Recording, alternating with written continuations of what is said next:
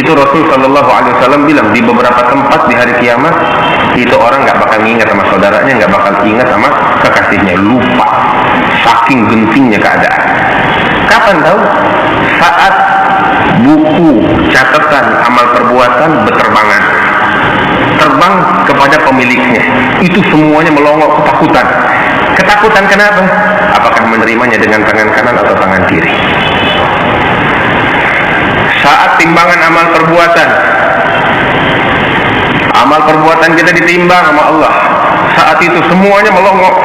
Dia nggak ingat siapapun, nggak ingat apapun, cuma nungguin yang berat yang mana, kebaikan atau kejahatan. Setetes debu, sebutir debu itu punya pengaruh besar di dalam timbangan hari kiamat. Timbangan emas kita, debu belum tentu ada pengaruhnya, tapi di hari kiamat debu punya pengaruh penting. Makanya ada satu orang saleh menjerit puluhan tahun dalam kuburannya hingga dapat syafaat dari beberapa kaum salihin. Ditanya, kenapa engkau disiksa sama Allah di dalam kuburan? Hingga dapat syafaat, akhirnya untung dia dapat syafaat dari beberapa kaum salihin. Tanya, kenapa? Dia bilang, iya, saya dulu hidup baik di dunia, taat sama Allah. Kebetulan saya berdagang, dagangan saya pun di pasar, saya jujur sama orang. Timbangan, cuman ada yang luput. Apa itu? Kadang kalau saya mau nimbang makanan untuk dijual belikan di pasar, saya lupa ngusap debu yang ada di atas piring timbangan. Debunya, ya sekecil apapun ada perbedaan di mata Allah Subhanahu wa taala. Gara-gara itu saya luput. Ini dia dari Allah. La ilaha illallah. Makanya minta sama Allah. Sama tahu apa? Di tempat mana lagi? Sirat, inda sirat. Di jembatan yang dibentangkan oleh Allah di atas api neraka. Saat itu semua orang lupa, nggak mau ingat sama siapapun. Yang dia pikirin hanya dirinya masing-masing, selamat atau enggak. Makanya saat-saat semacam itu semua orang berkumpul di depan jembatan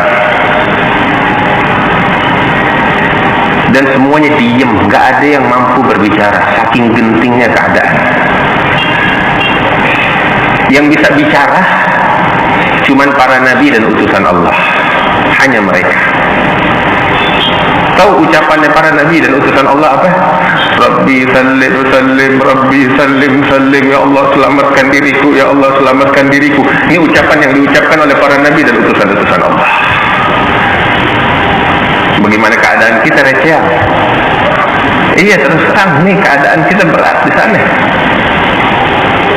Cuman keadaan ini pernahkah kita renungkan? Pernahkah kita pikirkan?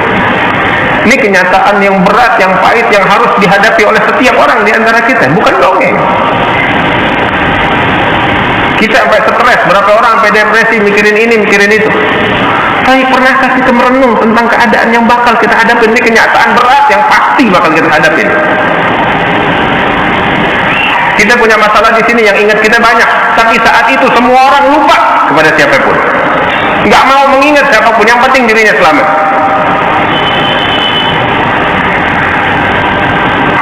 La ilaha illallah. Namun kasih sayang Allah, ada beberapa kelompok orang-orang baik. Mudah-mudahan kita jadi kelompok mereka nih, orang-orang baik. Jembatan jadi lebar bakal dia. Dan untuk mayoritas orang setipis rambut, setajam pedang. Untuk beberapa orang yang spesial, mudah-mudahan kita jadi mereka. Itu jembatan jadi lebar. Bakal siapa itu jembatan yang lebar? Bakal orang-orang yang di dunia betul-betul menjalankan syariat Nabi Muhammad SAW. Orang-orang yang di dunia berjalan di atas jalan yang lurus, yang selalu kita minta sama Allah, ihdinas siratal mustaqim, jalan yang lurus. Apa jalan yang lurus? Siratal ladzina an'amta alaihim ghairil maghdubi alaihim waladdallin. Jalan para aulia Allah, para nabiyin, para siddiqin, para syuhada wassalihin, orang-orang yang diberikan karunia besar oleh Allah Subhanahu wa taala. Orang yang di dunia berjalan di atas relnya mereka, itulah yang akan dibentangkan jembatan dengan luas oleh Allah Subhanahu wa taala. Orang yang jalanin syariat Allah dengan benar di dunia, dia bakal selamat. Semakin dia teguh berjalan lurus di atas siratal mustaqim, semakin lebar bakal dia. Namun setengah-setengahnya juga makin sempit.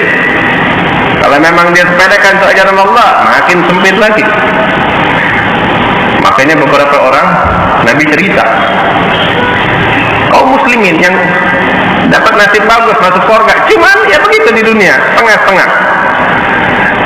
3000 tahun perjalanan tuh, ya, sampai ke ujung udah gosong, udah habis.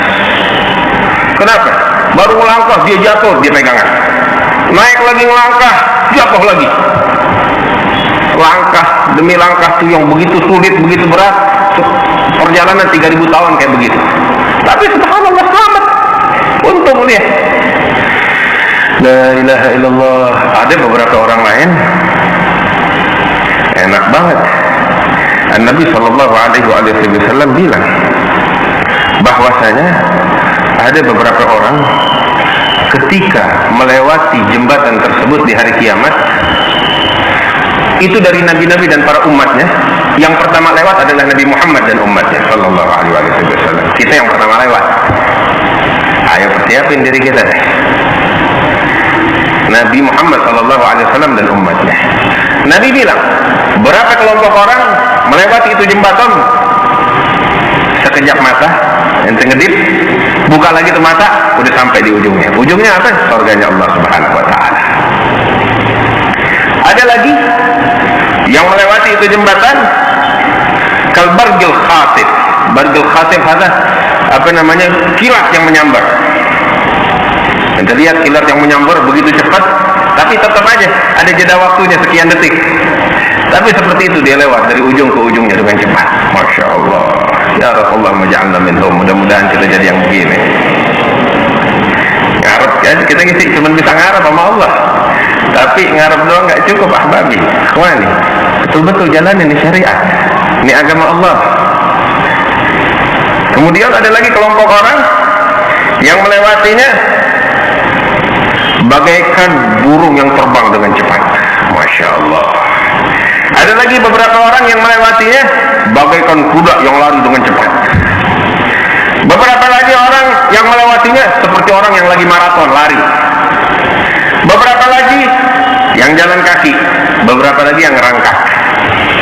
Berapa lagi kata Rasulullah sallallahu alaihi wasallam bilang, ada lagi yang tadi saya ceritain, baru melangkah dia terjerumus, buru pegangan. Naik lagi berapa langkah, terjerumus lagi, dan begitu seterusnya. Sampai akhirnya dia sampai juga. Dan sebagian besar orang belum bisa ngelangkah langkah pertama, melainkan sudah terjerumus. Na'udzubillah. Namun itu ketika orang pada ketakutan saat itu, semuanya diem. Nggak bisa dibayangkan bagaimana itu keadaan mereka, wajib melewatinya. Wa in minkum illa wariduha, katanya Allah Subhanahu wa taala. Itu di dalam Al-Qur'an Allah Subhanahu wa taala menceritakan tentang keadaan ini. Jembatan yang dibentangkan oleh Allah di atas api neraka. Allah bilang di dalam surat Maryam, "Wa yaqulul insan aidza ma mitu la sawfa ukhraju hayyah." Awala yadhkurul insan anna khalaqnahu min qablu wa lam yaku syai'a fa rabbika lanahsurannahum wasyayatina thumma lanuhdhirannahum hawla jahannama jithiyya thumma lananzi'anna min kulli syi'atin ayyuhum ashaddu 'ala ar-rahmani 'atiyya thumma lanahnu a'lamu billadhina hum awla biha filiyya wa in minkum illa wariduha kana 'ala rabbika hatman maqdiyya. Allah bilang dalam Al-Quran, manusia bilang ketika dia hidup di dunia, entar aku bakal hidupin lagi, emang di akhirat nggak beriman sama Allah. Allah bilang, tidakkah dia sadar Dia nggak percaya akan dibangkitkan di hari kiamat. Nggak pernah dia merenung. Dia diciptakan dari apa? Dari ketiadaan sebelumnya. Sebagaimana Allah bisa menciptakan dia dari ketiadaan, di hari kiamat Allah bisa membangkitkan dia dari kematian.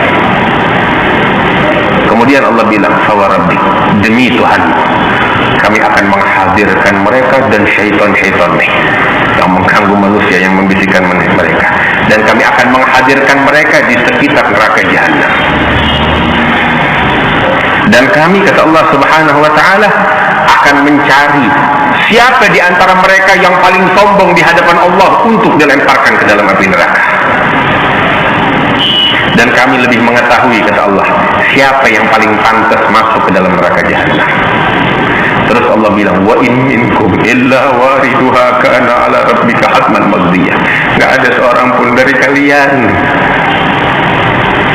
melainkan harus melewati itu jembatan yang dibentangkan di atas api neraka.